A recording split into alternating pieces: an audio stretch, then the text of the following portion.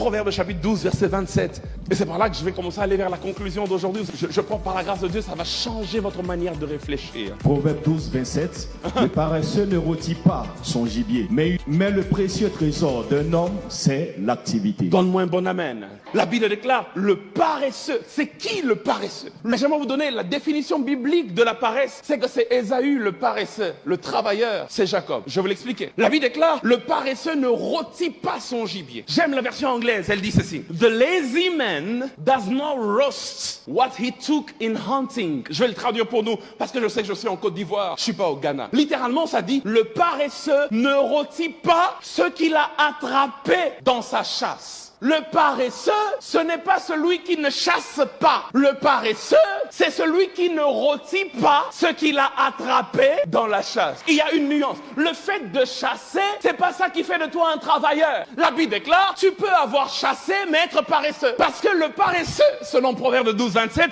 et c'est la parole de Dieu, ce n'est pas celui qui ne chasse pas. C'est celui qui ne rôtit pas ce qu'il a attrapé dans la chasse. Ici, le problème n'est pas l'activité principale, mais le problème c'est le management des ressources primaires. Qu'est-ce que je veux dire par là? Ce que je veux dire, c'est que celui qui ne transforme pas le produit de sa chasse, c'est celui-là qui est appelé paresseux selon la parole de Dieu. Attraper le gibier, c'est bien. Chasser le gibier, c'est bien. Le gibier attrapé, c'est ce qu'on appelle en langage économique le produit primaire ou encore la ressource primaire. C'est ton salaire de la fin du mois. Tu travailles 30 jours dans ta banque et à la fin du mois, on te donne ton gibier, on te donne ton salaire. Et tu vas dire, je suis un travailleur, je me lève à 5 heures et je finis à 20 heures chaque jour. Et puis je gagne, je sais pas, 1 million de francs CFA à la fin du mois. Moi, je travaille dur. La Bible déclare le fait de travailler dur et d'avoir un gibier à la fin, d'avoir un salaire à la fin. C'est pas ça qui fait de toi travailleur. J'aimerais changer le système de pensée de quelqu'un. La Bible dit, c'est pas ça qui fait de toi un travailleur. Le travailleur, c'est celui qui prend la ressource primaire et qui rôtit, qui transforme cela en une ressource secondaire. C'est celui-là le travailleur.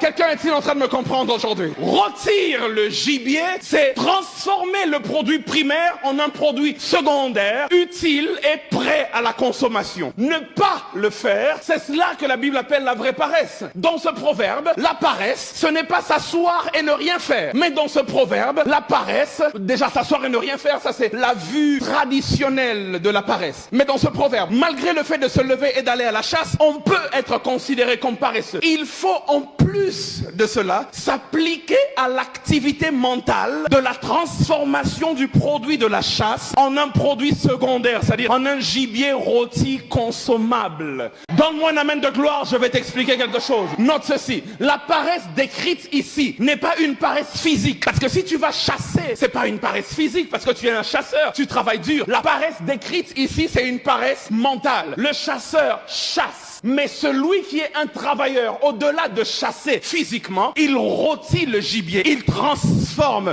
Ça demande des ressources mentales. J'ai beaucoup de gens qui travaillent dur, comme artistes, pasteurs, médecins, mécaniciens, vendeurs, dépendent malheureusement d'un salaire hebdomadaire ou mensuel. Et ils n'ont jamais réfléchi à comment investir leur revenu mensuel dans quelque chose de lucratif qui va les éloigner de la dépendance du salaire, la dépendance du gibier. Chasser, c'est ta profession. Chasser, c'est ce que tu fais dans la vie. Mais rôtir, c'est ce que tu fais avec ce que tu as gagné comme produit de la chasse. C'est là que l'entrepreneuriat vient. Tu continues d'aller au travail, mais tu as transformé le produit de ta chasse en un produit secondaire. Il y a un temps où il n'y aura pas de gibier, mais l'entreprise va continuer de tourner. J'aimerais dire à quelqu'un, je prie que Dieu t'inspire.